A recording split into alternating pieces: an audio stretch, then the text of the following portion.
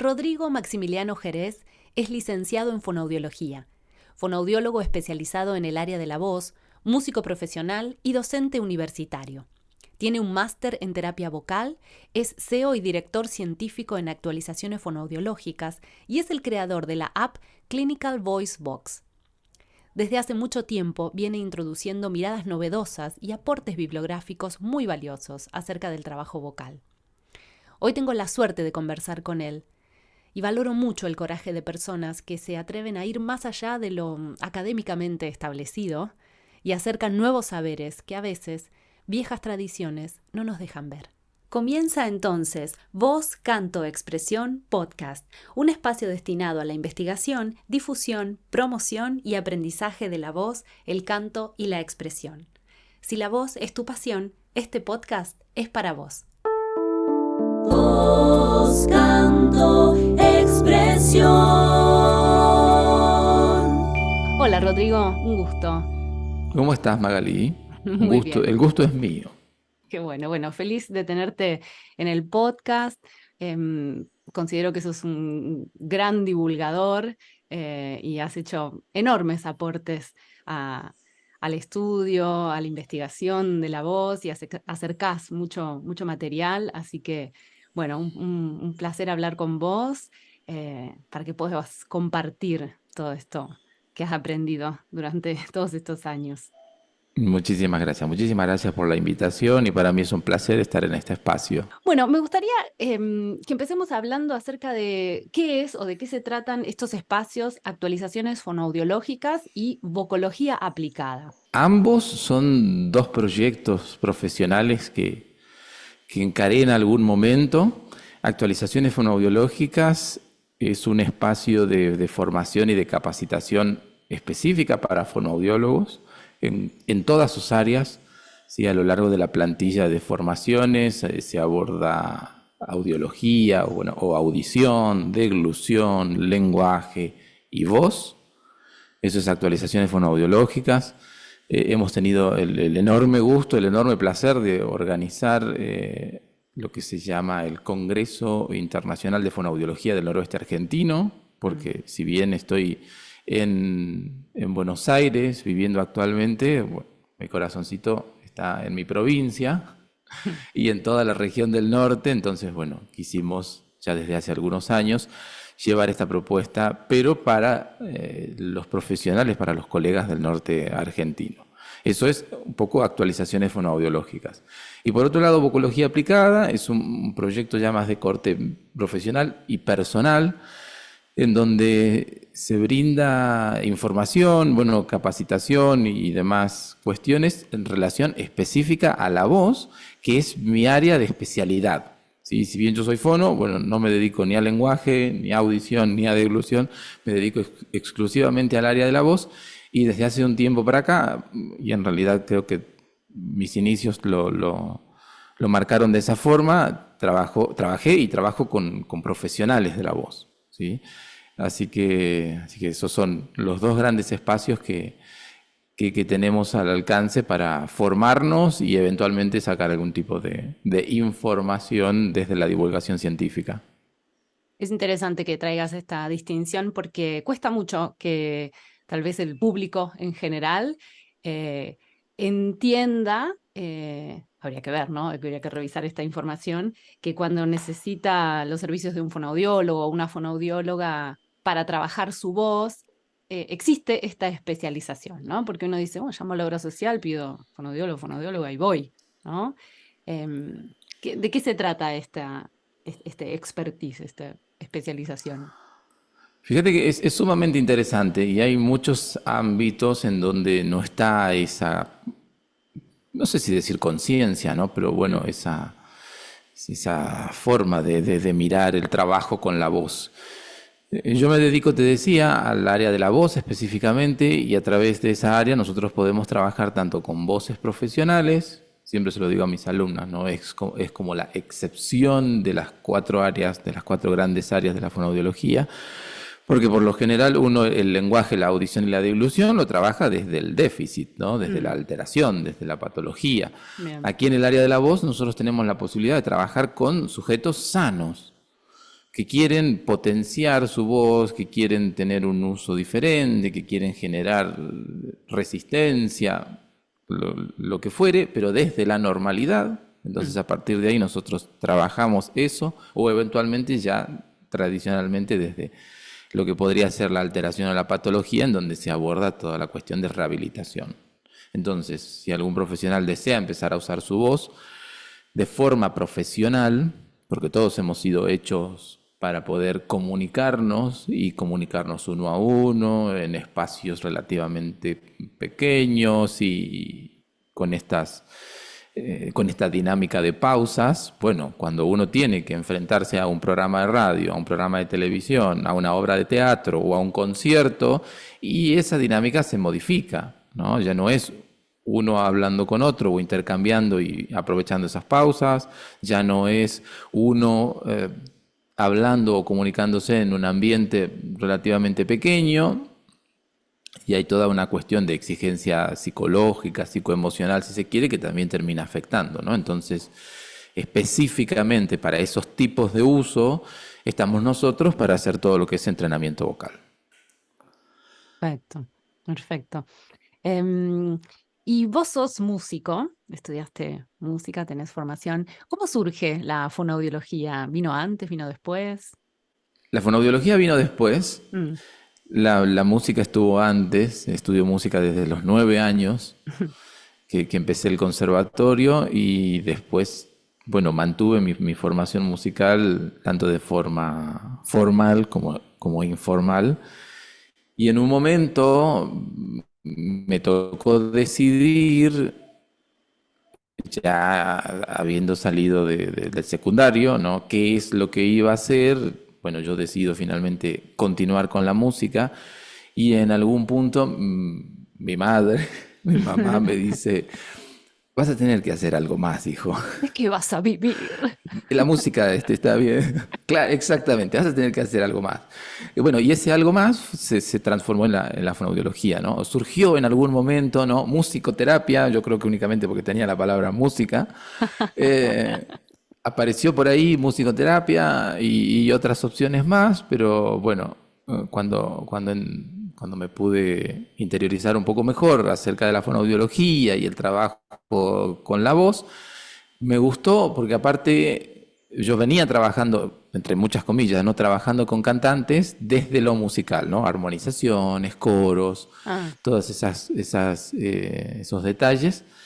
Y dije, bueno, voy a estudiar fonoaudiología. Claramente las expectativas fueron unas y la realidad fue otra en mi mira. formación como fonoaudiólogo, porque tuve muy poca formación en el área de la voz. Entonces una vez recibido uno tiene que salir a buscar necesariamente eso a lo que se quiere dedicar, y bueno, ya desde hace más de 15 años profesionalmente como fonoaudiólogo estoy trabajando con voces. Es llamativo, ¿no? Esto de que existe muy poco espacio de formación en la voz. Yo te sigo hace muchísimos años también y he visto todo lo que vos fuiste como seguramente aprendiendo y aportando acerca del estudio de la voz y la voz profesional y la voz y el estudio con cantantes, con locutores y locutoras. Em, eh, ¿Cambiará esto en la formación universitaria?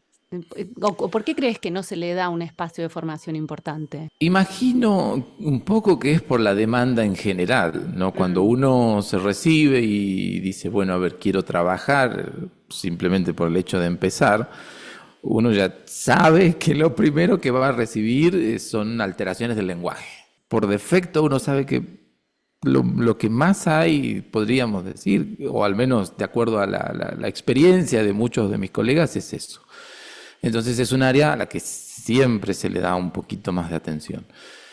Después viene el área de la audición o audiología, que también, ¿no? Ahora con todo lo que es el sistema de detección temprana de las hipoacusias, ¿no? Toda una regulación ya mucho más formal y desde el lado del Estado y de la salud pública, bueno, también, ¿no? Hay ahí un foco bastante interesante.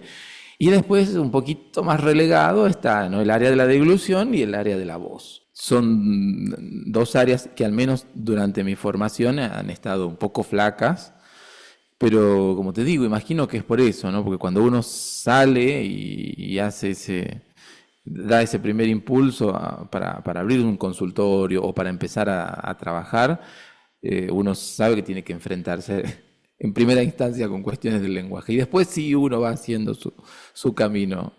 Cuando no la tiene muy clara. Ahora cuando uno la tiene ya más clara, dice, bueno, no, esto es lo que yo quiero y si siempre que tenga la espalda para sostenerlo, bueno, podrá profesionalizarse, perfeccionarse en esa área y después, bueno, ya prestar servicio en ese ámbito en particular.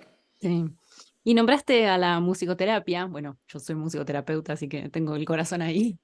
¿Cómo ves la relación entre la musicoterapia y la fonoaudiología? Porque yo la veo absolutamente unida y en interacción, pero cuesta. Y en todo, en todo. Hay una cuestión de hilo conductor, hay una relación muy fuerte entre la música, vamos a decir, los sonidos en Mm, general, el cuerpo y la voz como uno de esos sonidos que nosotros podemos producir con nuestro propio cuerpo. Yo creo que eso es lo que hace o termina de cerrar ese gran círculo. Entonces, poder aprovechar eso que nosotros producimos, poder modificar en cierto sentido eso que hacemos, atribuirle un significado que sea para algo, más allá de la voz o más allá del hecho mismo de producir un sonido, ya es es muy interesante. La voz es transformadora.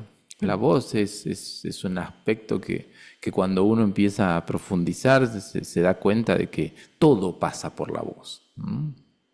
Las emociones, los distintos momentos que uno va viviendo a lo largo de su vida, la forma de ser de cada uno, todo. Uno puede hacer un análisis, así, vamos a decirlo de una forma como muy arrebatada, ¿no? Pero bueno, uno mm. puede hacer un análisis de la persona a través de su propia voz. Eh, y, y muchas veces eso es una herramienta que nosotros capitalizamos tanto desde la fonoaudiología y vos lo harás desde la musicoterapia para conocer cómo está esa persona, ¿no? El Ujú. ritmo de su habla, el ritmo de su voz, la melodía de su voz, cuando falta, cuando no falta, ¿no? ¿Por qué falta? ¿Por qué no tiene esa característica que uno esperaría que sí tenga? ¿No? Entonces, a veces sí, uno puede decir son cuestiones orgánicas, son alteraciones funcionales, ¿no? No desarrolló la habilidad para hacerlo, pero tiene la capacidad el órgano potencialmente puede responder, pero a veces todo está bien, ¿no? O todo está correcto Mm. y hay algo más de fondo que impide que aparezca esa melodía, que aparezca esa fluencia. Así que es reveladora la voz, transformadora. Así es, sí, así es.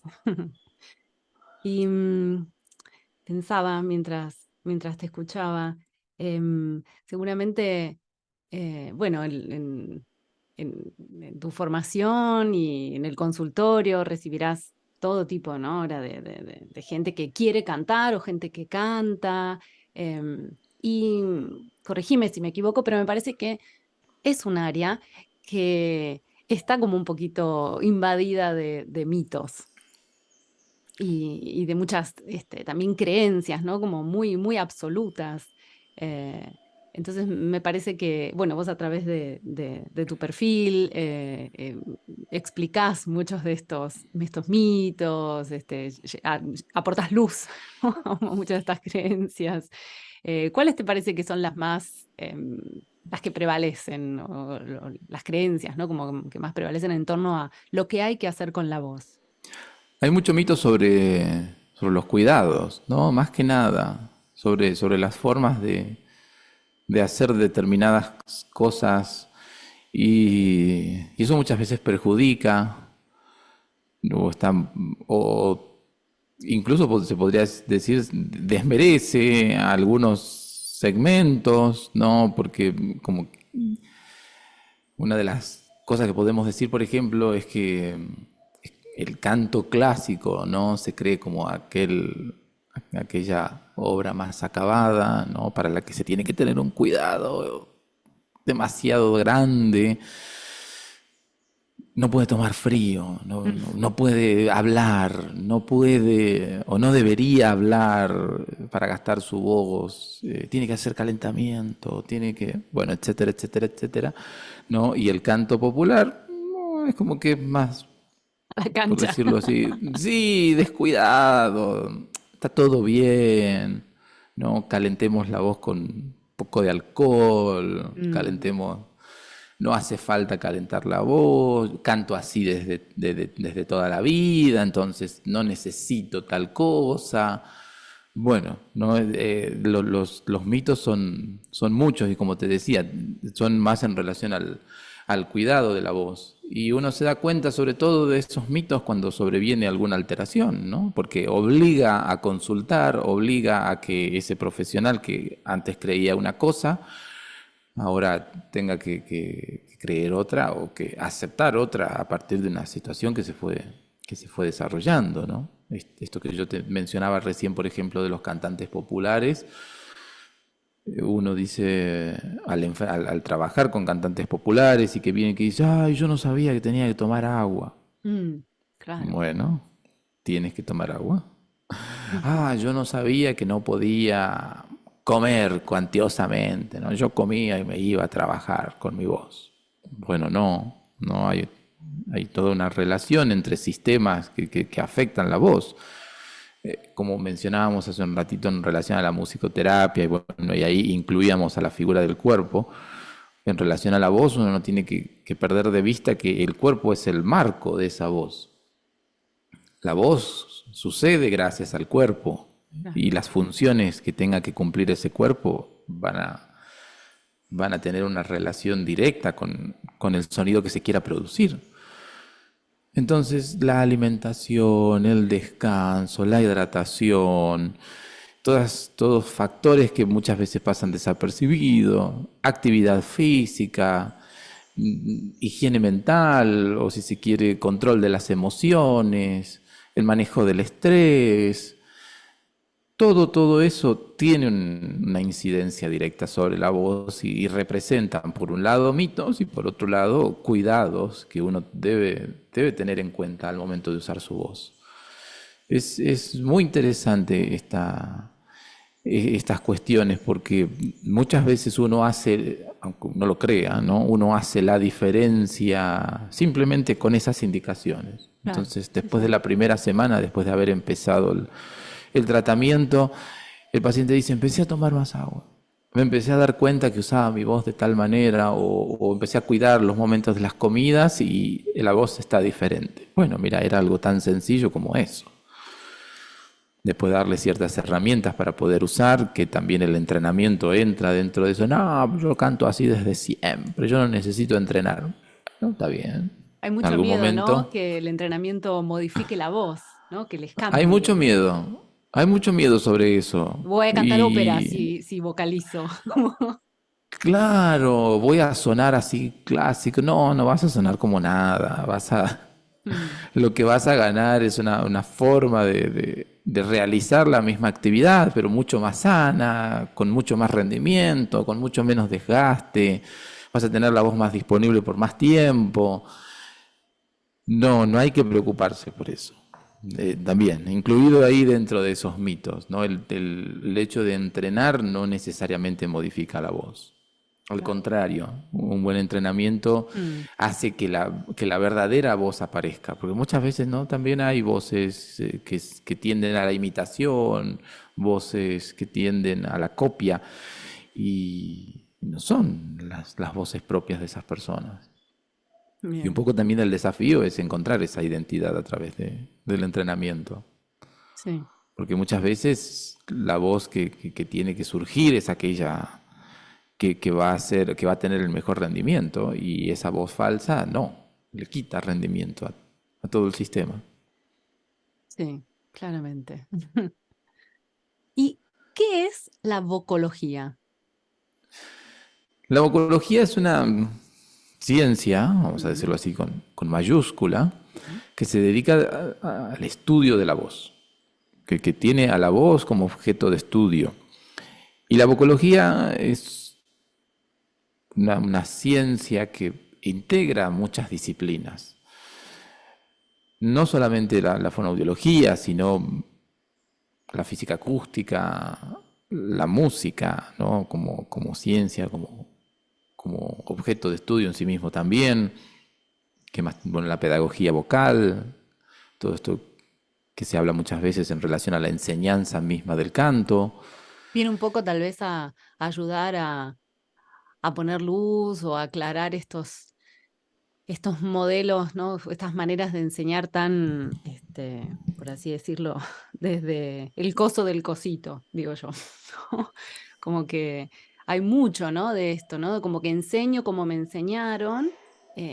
Entonces, eso sigue como propiciando que los términos no sean claros. em, bueno, que se siga como entendiendo al instrumento desde un lugar muy desde la autopercepción, ¿no? Yo siento esto, entonces vos para cantar tenés que sentir esto. Corregime si me equivoco, pero es bastante nueva la vocología y no sé cómo viene en nuestro país. Es bastante nueva la vocología. En la década del 90 apareció el término atribuido, depende de los autores, no a dos personas en especial, pero más o menos por el mismo tiempo. Al que recuerdo principalmente es al doctor Ingo Titze, que él es un físico. Ujú. Un físico que se dedicó a estudiar la voz. A partir de ahí, bueno, hizo muchos avances al respecto sobre el entrenamiento vocal y las diferentes formas en las que nosotros podemos aprovechar la voz para el entrenamiento en sí mismo. Él es una de las personas a las que se atribuye el vocablo vocología. Y como te decía, ¿no? En un momento se encontraron con que la voz abarcaba más que la física acústica, que la música, que la fonoaudiología, que la laringología, ¿no? Que la voz era más que la laringe, más que el cuerpo. Y una forma de integrar todo eso fue a través de esta nueva ciencia que estudia la voz desde todas estas dimensiones.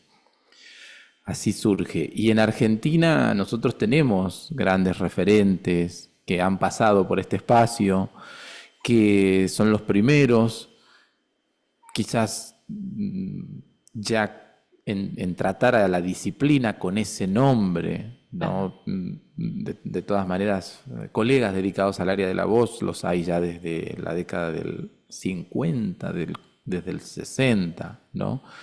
Una de esas grandes personas que ha pasado por el área, Susana Naidich, por Ujú. ejemplo, ¿no? Como para hacer un poco de historia, Sí, sí, o al claro. menos un poco de mi historia, que ya falleció, ella junto al doctor Segre escribieron un libro muy icónico. Después, dentro de lo que es la literatura tradicional en nuestro país, el doctor Jorge González, ¿no? Un médico de La Plata, escribió también otro libro bastante icónico. Hoy por hoy hay cosas que se dejaron de usar, hay términos que se modificaron, pero pensando en aquellas primeras producciones que se hicieron en nuestro país como resultado de estudios o de investigaciones, o también como resultado o con el objetivo de hacer divulgación, bueno, apareció este material. Y así hasta nuestros días.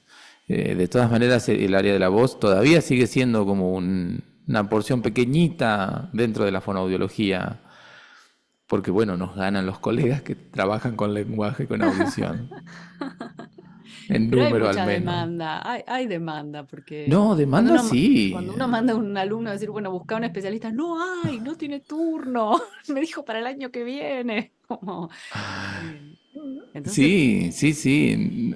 Hay mucha demanda desde los profesionales de la voz, desde las sí, aseguradoras de riesgo de trabajo. claro. Hay mucha demanda y no damos abasto. Me imagino, porque más allá de que obviamente a veces uno dice profesionales de la voz, piensa enseguida cantantes, actores, actrices, bueno, locutores, pero después tenemos un montón de áreas que tal vez en un primer momento una persona no pensaría, pero está el ámbito de la docencia que históricamente tiene una relación con la voz tan conflictiva, sí, conflictiva es la palabra, ¿no? Como que es un espacio muy difícil de, de interacción, ¿no? Los docentes, las docentes y la voz. Ya solo con eso me parece que tendrían trabajo Sí, 24/7. muchísimo. Sí, muchísimo, muchísimo, muchísimo. ¿Qué hay de Es este mito de que realmente... la docente tiene que hablar agudo para, para poder dar la clase? Se podría decir que el mejor uso de la voz en ese ámbito es voz proyectada. Mm, La voz proyectada te confiere un poquitín de hertz extras, ¿no? En el tono de la voz. Pero no es agudo, agudo. Es ligeramente agudo, ¿no? Apenas. Pero viste que está esa fantasía. O por ejemplo, yo tengo o he tenido a lo largo de los años muchas alumnas docentes que me decían, no, porque fui y me hacía hablar como muy agudo, muy como con voz de pito, y me decía que esa voz llegaba a los alumnos y las alumnas. Entonces, bueno, ¿qué habrá interpretado? O cuál era Claro. o cuál era la creencia, ¿no? También de lo que había que hacer. Se me canso más. Pero qué importante Es- sería es- que siempre exista ese área de apoyo constante en la docencia, porque la voz es todo ahí. tiene muchísimo que ver, tiene muchísimo que ver. Y aparte porque nosotros, está bien, nosotros producimos voz y en la medida en que la producimos nos vamos escuchando. Mm, Pero esa no es la voz que escuchan los demás. Y la voz que produce el otro no es la voz con la que se percibe. Entonces uno ahí tiene una gran cuestión que hasta el día de hoy es materia de estudio, que es la percepción. sí. Porque uno está con un paciente trabajando, supongamos un docente, ¿no? Le pide al docente, bueno, esto lo tenés que hacer, supongamos, ¿no? Que le decimos más agudo. Sí. Hay una cuestión ahí, primero, bueno, de comprensión, ¿no? ¿Qué es más agudo? Mm, ¿Cuánto es más agudo? Y segundo, yo estoy escuchando algo que el otro, yo estoy percibiendo algo que el otro percibe de otra manera. Entonces, el agudo que yo espero no es el que tal vez espera la otra persona. Y, y la percepción es, como te decía, es una cuestión súper compleja. mm, Lo mismo que el concepto de timbre. mira. Es una cuestión sumamente compleja. Cuando uno habla, yo te decía hace rato, ¿no? Agudo o no, voz proyectada, que tiene esa característica de agudo, ¿no? Voz proyectada es un sonido que desde las sensaciones uno puede decirse una voz que uno la percibe de forma anterior, Mm, que uno percibe que sale, ¿no? Que es una voz que está afuera, es una voz que tiene cierta potencia, que tiene cierto volumen, es una voz ligeramente aguda, y todo eso lo combinamos a través de lo que podría ser el concepto de timbre. Pero como yo te decía recién, a ver, eso es lo que yo entiendo y eso es lo que yo espero que mi paciente entienda, pero no necesariamente es lo que él percibe. mm. Entonces, mientras yo le digo anterior, muchos piensan que es nasal. Mientras yo Sí. digo afuera, muchos piensan que es con fuerza. Y llevando la Mientras, cabeza para afuera, claro. sí, Sí. mientras yo digo que es agudo o ligeramente agudo, algunos piensan que tienen voz de pito. Entonces, el tema de la percepción y la discriminación auditiva para desarrollar el monitoreo de la voz, para enriquecer el monitoreo de la voz, es una de las cosas que menos se desarrolla en un paciente que viene con una queja así. Y uno lo puede percibir muy rápido a partir de cuestiones como, ¿no te das cuenta que estás gritando? No, esa siempre ha sido mi voz. Mm, ¿No te das cuenta que tu voz tiene un pequeño ruidito? No, yo siempre hablo así. Entonces te das cuenta de que hay algo que no perciben y no van a percibir en la medida en que no sean capaces de desarrollar esa percepción, de ser sensibles a esa cuestión que vos les estás pidiendo. Entonces, si no son capaces de percibir que están hablando fuerte o gritando en algunos casos, o que su voz tiene ruido, menos van a poder tener esa sutileza para percibir lo que uno le está pidiendo desde afuera. Es muy interesante, ¿no? Sería como una primera instancia de ponerse de acuerdo, acordar algunos términos y empezar a, primero nombrarlos, mostrar que existen y luego, sí, acordar esto de, bueno, esto es esta cosa, así se siente, esto se siente de otra manera, sí, como un gran trabajo de educación antes de ir a la idea de la rehabilitación. Es Tal lindo. cual, Mm. tal cual, tal cual. Algunas personas recién perciben, a ver, una voz fácil Mm. después de algunos ejercicios y uno les dice, bueno, así es como vos tendrías que hablar siempre. Ah, pero yo creía que el anterior era como tenía que hablar, que como de Claro. niña tenía que hablar. Esto se siente libre, se siente fácil, no tengo tensión cuando lo estoy produciendo. Bueno, recién se dan cuenta ahí, porque venían convencidos con que el mecanismo con el cual lo estaban haciendo era el correcto. Que sí, la voz fácil da una sensación de pobreza al principio, de que es muy pobre, pero pobre en todo sentido, como no estoy sintiendo que hago la voz, ¿no? Y no la estoy escuchando fuerte. Hay una cultura de la voz fuerte. En el canto pasa mucho, como fuerte es bueno, fuerte es sinónimo de éxito. em, Sí, sensaciones que también les digo a mis pacientes, ¿no? Sensación de trabajo, mm, ¿no? Entonces, si no estoy como invirtiendo energía, si no estoy generando o transpirando. teniendo esa sensación de trabajo, claro, no, se ve que no estoy haciendo, algo me falta. No, no te falta nada. Está bien así. Después, una vez que esto esté consolidado, una vez que esto esté afianzado, bueno, le pondremos otros condimentos, pero no Sí, es el momento. Es un paso a paso que requiere desarrollo y hay que trabajarlo, hay que trabajar este nivel de conciencia, como también te decía, el tema de la percepción, mm, ¿no? El tema de que hay colegas que lo hacen y hay métodos que lo incluyen, ¿no? Pero bueno, esto de grabar al paciente. Vos lo grabás al paciente en tu primera sesión y después le decís, mira, escúchate. Vos sabías que sonabas así, vos sabías, percibías tu voz o algunas características de tu voz de esta forma. Mírate. mm. ¿Viste? Y ahí el paciente toma conciencia y arranca su camino de modificaciones, de pequeños cambios, y es un montón. Sí. Porque ahí uno, es más, se ahorra mucho también para decir.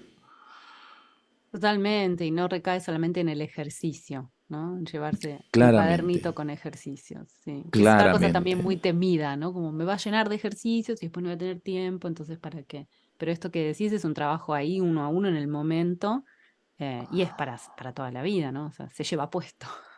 Claro, exactamente, exactamente. El otro día en un examen escuchaba a mis alumnas, ¿no? La fonoaudiología es un servicio intangible. Sí, claro, como muchos otros, ¿no? Pero bueno, el paciente llega, no se lleva nada, eh, llega sin nada y no se lleva nada, es intransferible, Mm, ¿no? Porque lo que el paciente adquirió en ese momento difícilmente se lo pueda pasar a otro porque es propio, sí. es propio, es así.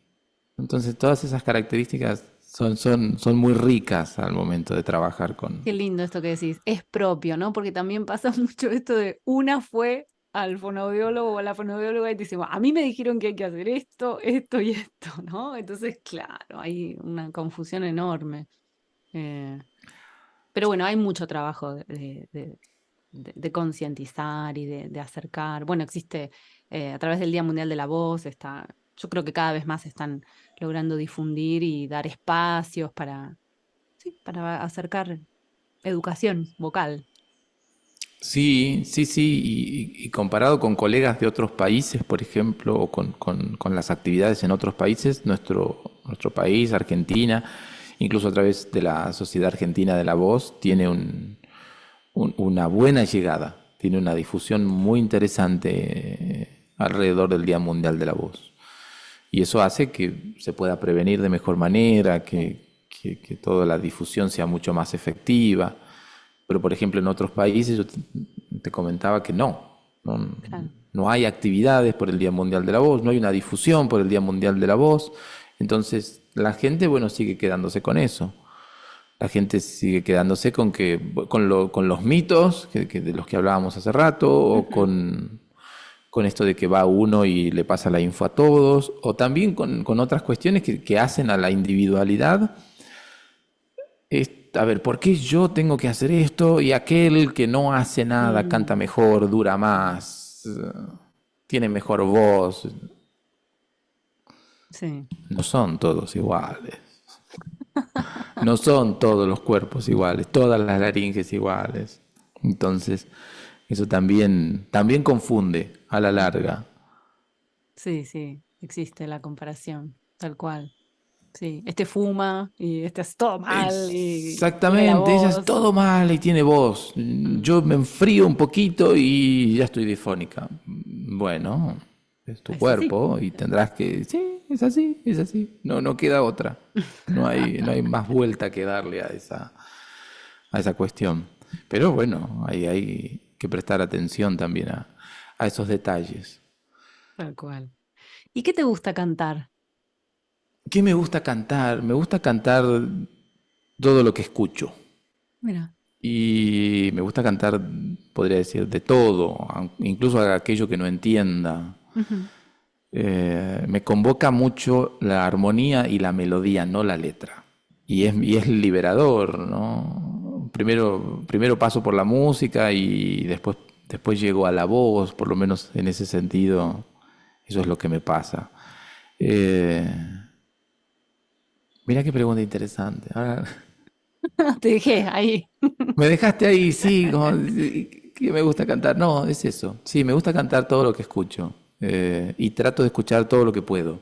Mm, Antes escuchaba más, ahora no escucho tanto, pero qué sé yo, tengo como periodos. Qué sé yo, música gallega, mm.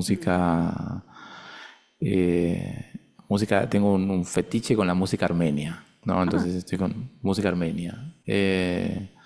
Después puedo pasar a Alan Parsons, ¿no? Después puedo pasar a Mercedes Sosa, y así, voy y vengo. Porque ahí en ese caso, y por lo menos el impacto que tiene en mí es desde, como te decía, desde la armonía, desde el ritmo, desde la melodía. Ese es, o si no, bueno, la misma música sin palabras, eso también. mm.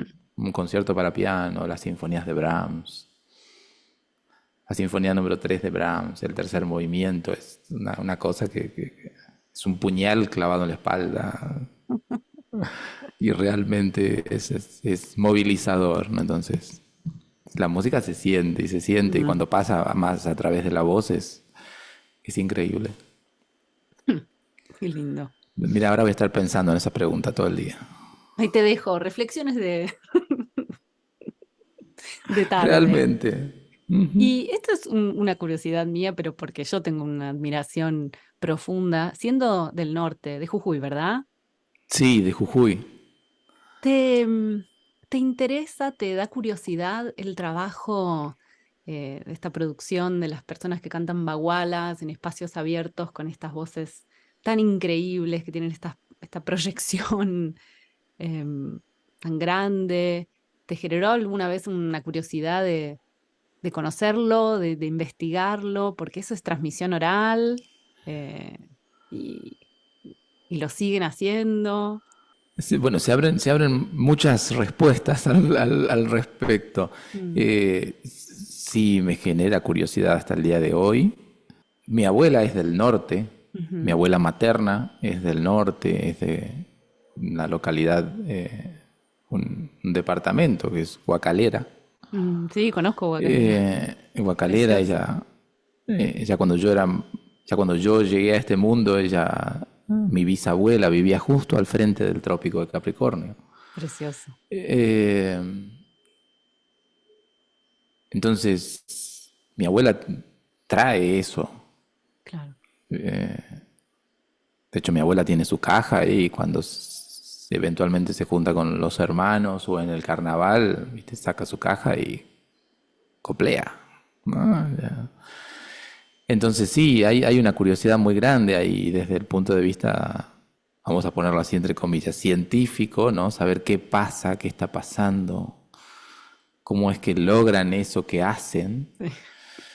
Pero bueno, no para todo hay una respuesta, ¿no? El otro día, hace un par de semanas, arrancábamos una formación y, y arranqué diciendo, vamos a tratar a lo largo de esta formación de dar respuesta a todo aquello que tenga respuesta. Hay muchas cosas que no tienen respuesta y nos vamos a dedicar a contemplarlo, Mm. nada más. Y eso pasa también, ¿no? Con mucho de esto, ¿no? Pasa con mucho de esto, o bueno, saliendo de mi región, ¿no? Con otros cantos que se podrían denominar, no sé si decirles ancestrales, ¿no? Pero bueno, al menos típicos, tradicionales, Sí, sí, sí, de acuerdo. Hay que culturas son que tienen un manejo de la voz impresionante, unos sonidos que yo no sabía ni que increíbles, existían. increíbles, realmente. Pero bueno, yo ahora estoy en Jujuy, así que ahora también voy a aprovechar para reclutar gente, a ver quién se anima hacer alguna experiencia, hacer algún experimento. Pero no, es sumamente interesante, sumamente llamativo, porque, porque el sonido que se obtiene, el sonido que se produce, el contexto en el que lo hacen, Sí, ¿no?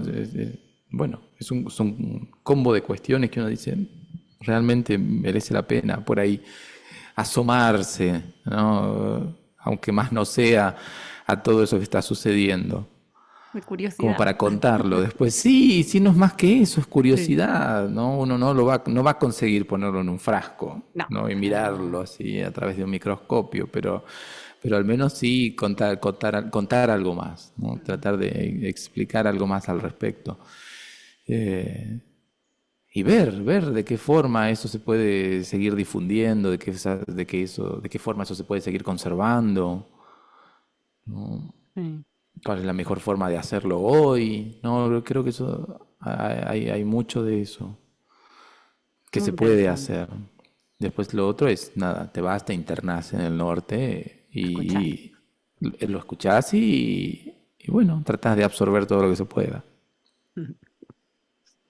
Bueno, en este podcast hay una sección que se llama El aire no da la panza.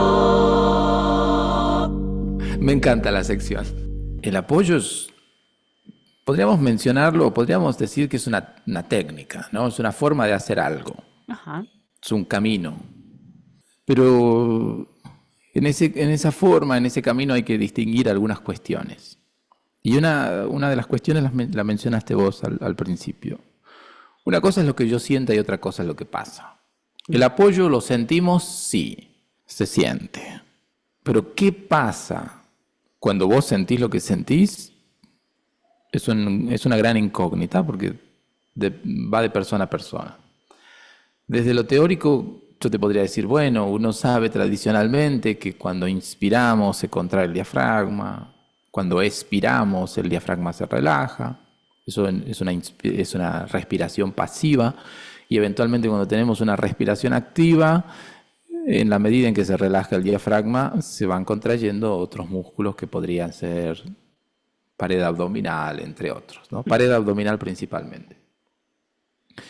Y aparentemente, según los teóricos, eso es lo que uno podría sentir como apoyo, ¿no? Uno podría vincular esa sensación con la sensación de apoyo, o ese acto, mejor dicho, ¿no? Con la sensación de apoyo.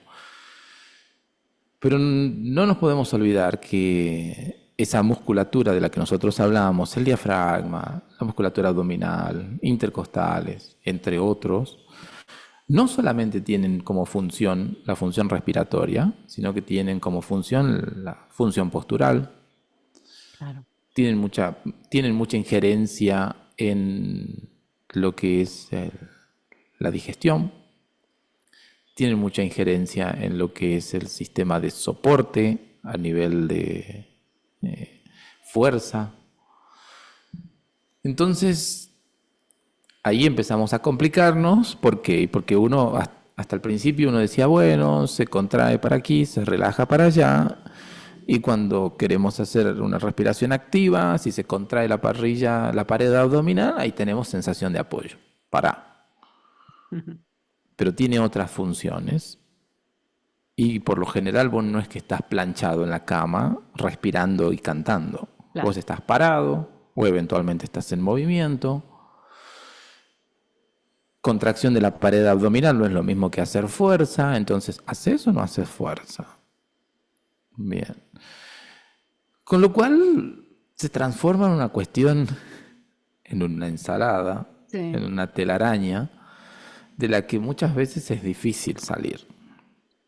A mis pacientes siempre trato de transmitirles lo más, las cuestiones lo más sencillo que se pueda. Y una de esas es, la respiración tiene que ser funcional a lo que haces. Primera cosa. Por lo cual, si yo veo de que lo que haces es funcional, yo no te voy a decir más bajo, más alto, más, menos, más lento, más rápido. Perfecto. No. Esa libertad la tenés. Si veo que necesitas, bueno, veremos qué de todos esos aspectos.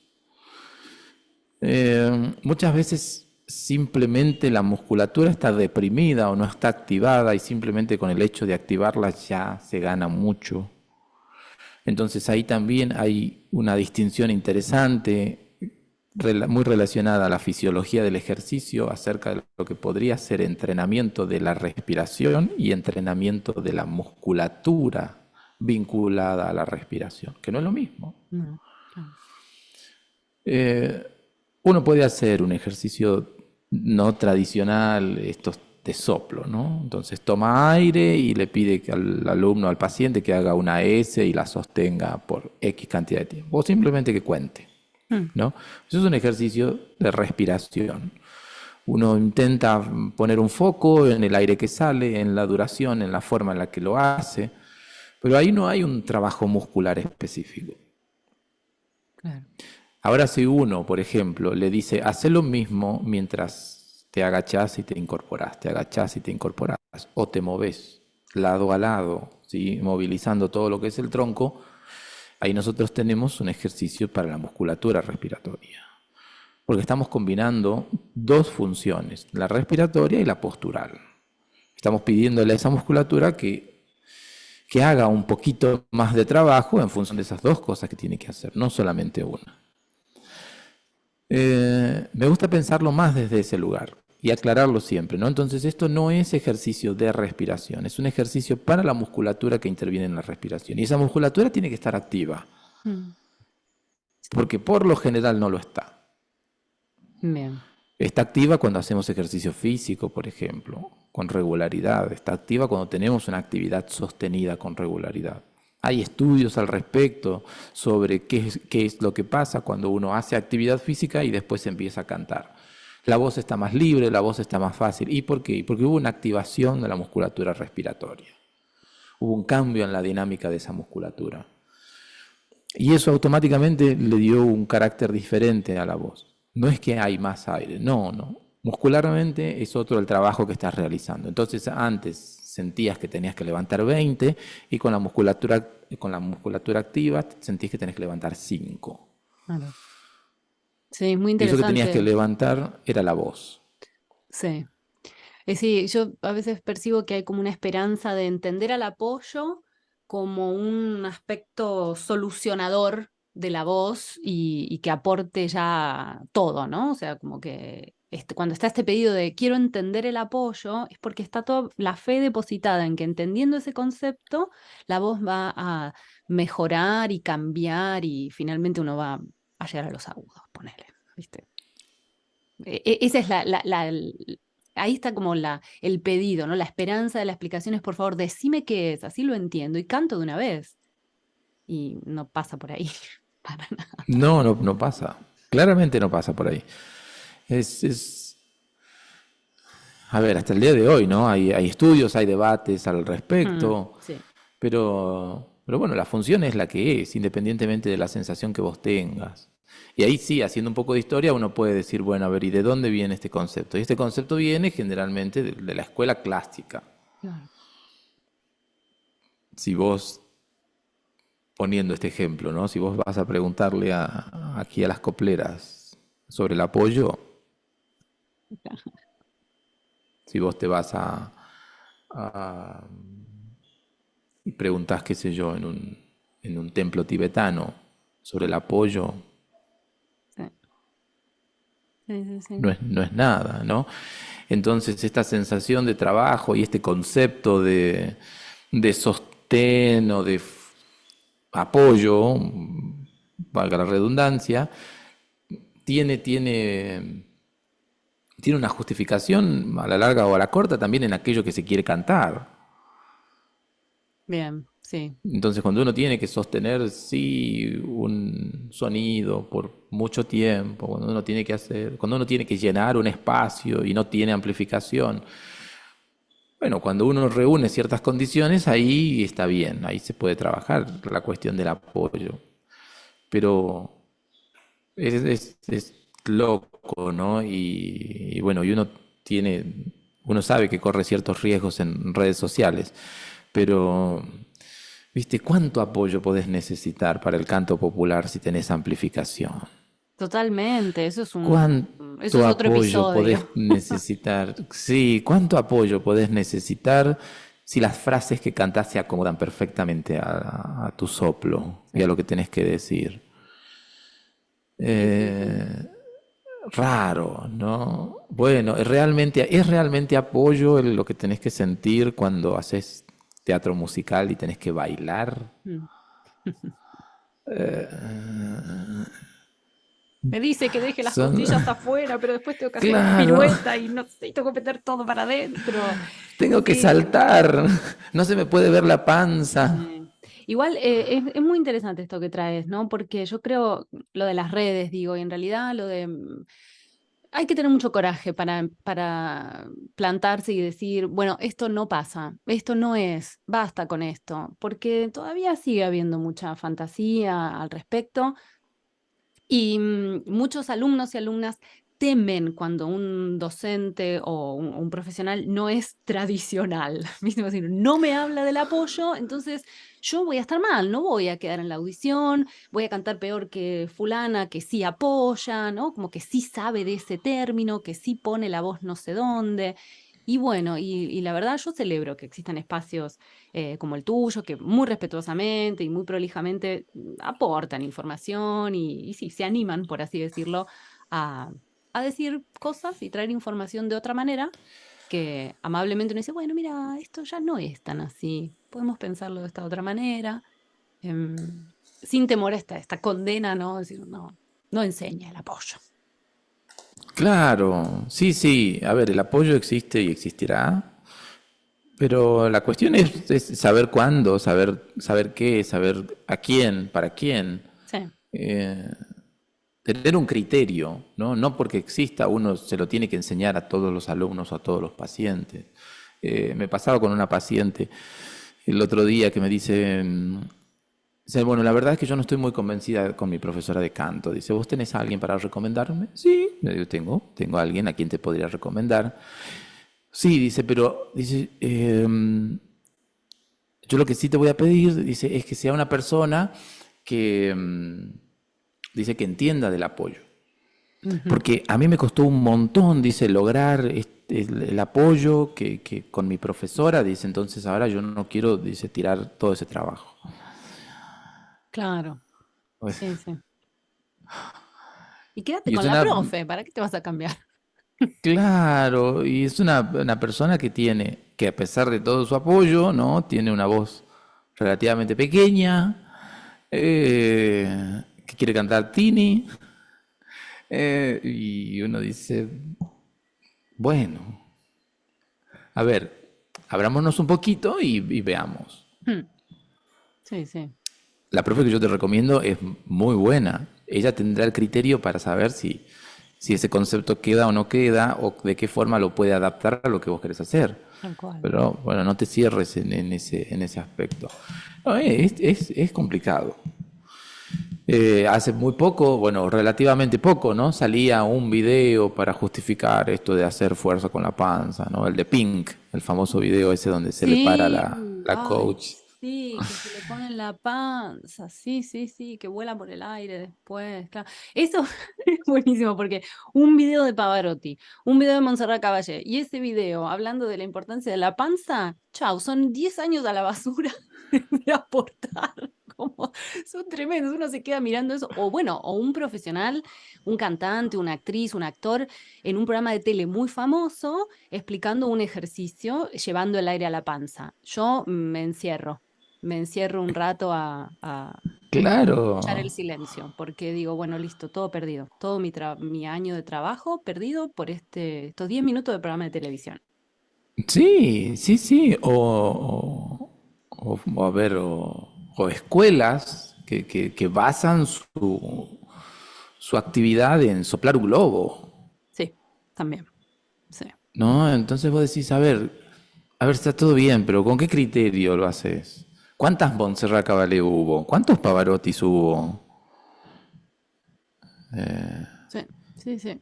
Hubo uno solo, una sola, no hubo más.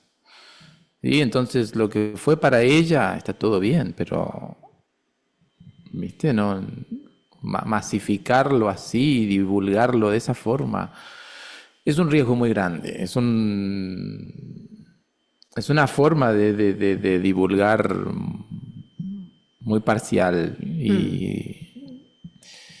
Mm, e incluso para justificar un criterio propio, ¿no? Porque ni siquiera es que bueno, que uno aclara de que cada sujeto, ¿no? sí, Cada individuo tiene sus propias características y esas características deben ser potenciadas, evaluadas, potenciadas, y desarrolladas. Bueno, no, entonces ahí, como vos decís, o sea, son 10, 20, 30 años tirados a la basura porque vos decís, la pucha. Así no, así no, así no, así no, así no. Bueno, Rodrigo, un pero placer, un placer. Gracias por este episodio. muchísimas gracias. Muchísimas gracias a vos por la invitación. Cuando quieras, seguimos conversando en otro capítulo y bueno, a disposición de tuya y de todos los que vayan a escuchar este podcast. Y así termina la charla que tuvimos con Rodrigo. En la descripción del podcast voy a dejar los links para que puedan contactarlo y conocer más acerca de sus cursos, las publicaciones que comparte, sus libros y su trabajo en torno a la voz. Espero que hayan aprendido y disfrutado de esta charla tanto como yo. Recuerden que pueden suscribirse para no perderse ningún episodio de este podcast en el Instagram de Voz Canto Expresión. Y para que este proyecto siga creciendo, van a encontrar ahí mismo los links para colaborar. Soy Magalí Sánchez Alleno y me despido hasta el próximo episodio.